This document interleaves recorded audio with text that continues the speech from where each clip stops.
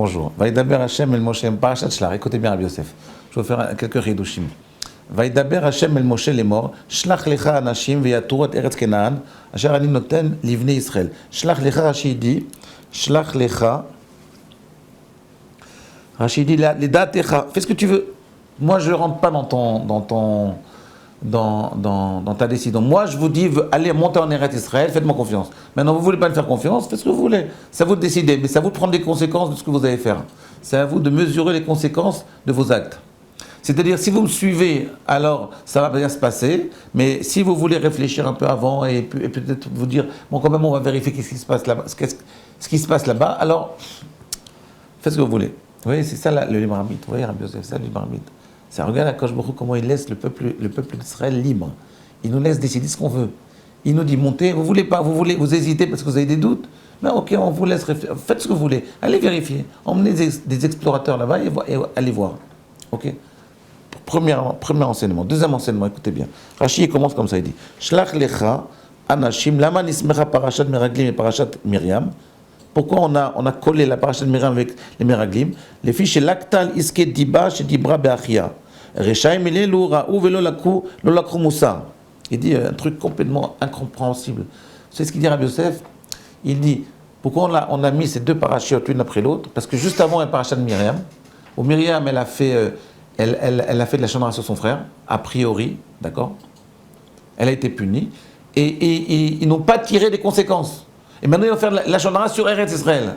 La question que j'ai, d'abord, c'est pas un calvachomer, c'est pas un raisonnement a fortiori ce qu'on raconte là. Qu'est-ce que ça veut dire que, Rabbi Yosef, dites-moi, qu'est-ce que ça veut dire qu'on n'a pas pris exemple sur l'histoire de Myriam pour l'histoire des explorateurs qui vont faire la chanara sur Eretz Israël? Eretz Israël, c'est une terre, c'est des pierres, c'est des cailloux, c'est de la terre. Il y a aussi écrit qu'on n'a pas le droit de faire la chanara sur une terre. Ça n'a aucun rapport. Qu'est-ce que vous en pensez, Rabbi Yosef? Quand on prend un enseignement très important, écoutez bien, c'est que le principe de la Shonara, c'est un principe dans la tête. C'est comme quand je vous dis, par exemple, il faut être un talmid, il faut être mekabel, il faut apprendre à devenir un élève.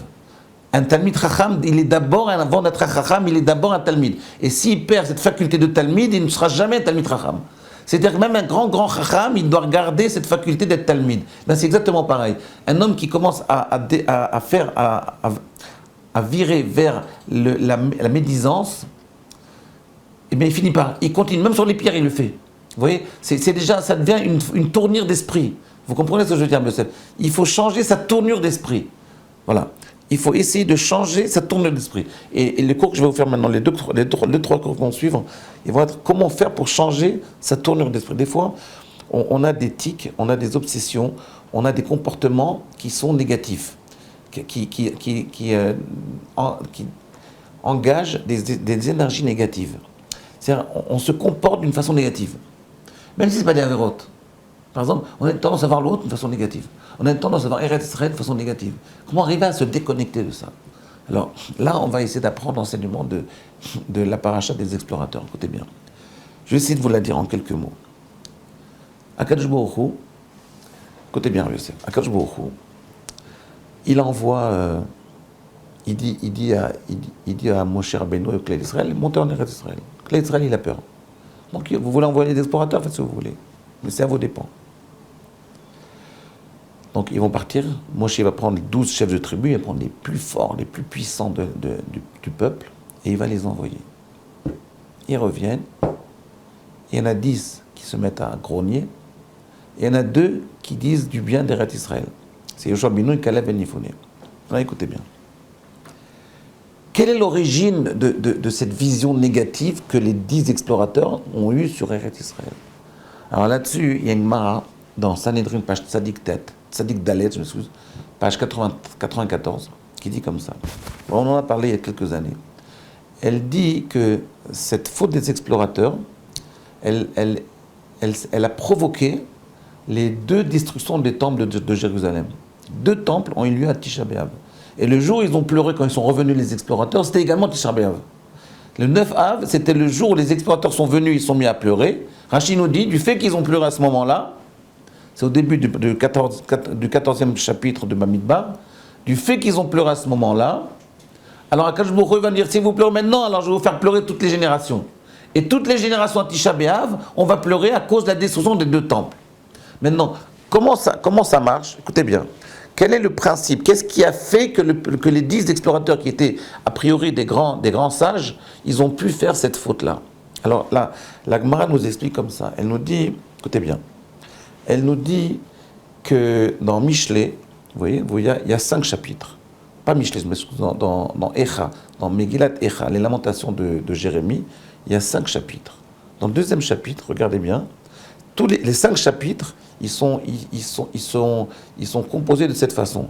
Premier chapitre, chaque verset, il commence par Aleph, le 2e par Bet, le 3e par Gimel, Dalet, He, Vav, Zayin, Chet. 2e chapitre pareil, 3e chapitre pareil, 4e chapitre.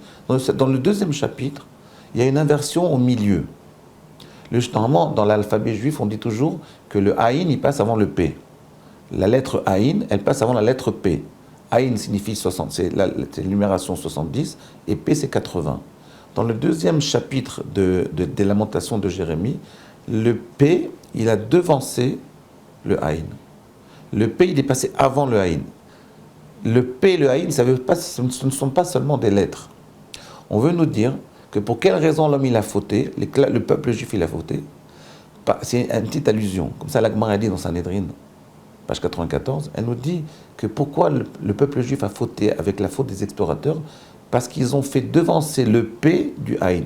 Ils ont fait avancer la parole, l'écoute, ils l'ont fait précéder la vision, le fait de regarder Aïn. P kodem le Aïn, mishum chez P kodem le Aïn. On va après quand il parlait de ça, Youssef. Maintenant, on va essayer d'analyser ça. Vous voyez, il y a quelques années, on parlait de ça. Moi, ça me suffisait avant ça, il y a quelques années. Maintenant, ça ne me suffit plus, je ne comprends rien. Qu'est-ce que ça veut dire? Ça veut dire que même, regardez, on va expliquer. Qu'est-ce que ça veut dire faire la shonara? Faire la shonara, ça veut dire qu'on écoute plein de trucs et on répète bêtement. D'accord? Ben, c'est P, il a précédé la vision. C'est-à-dire la bouche, l'écoute. P, ça aussi, c'est parler, mais c'est aussi écouter.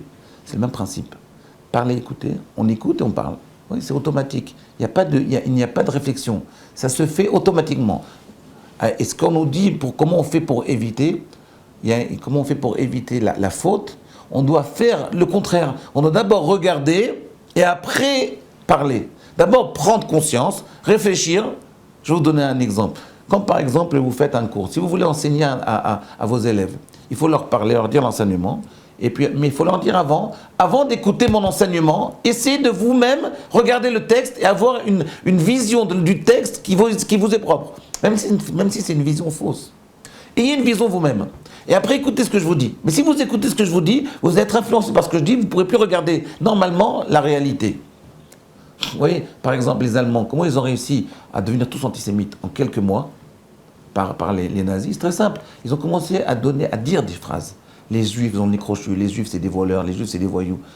Et les gens ne réfléchissaient pas, ils ont entendu ces phrases-là, ils n'ont même pas vu des Juifs. Et ils se disent, ah ben oui c'est vrai.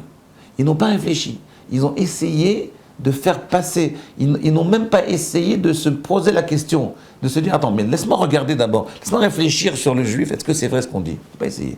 On parle, oui, on va essayer de comprendre. Donc en réalité la faute, elle vient de ce principe-là. Toutes les fautes que l'homme y commet, par rapport à son prochain, mais même surtout par rapport à son prochain, c'est quand on fait devancer, quand on fait précéder la parole, l'écoute à la vision. Réfléchissez bien à ce principe, on en parle demain.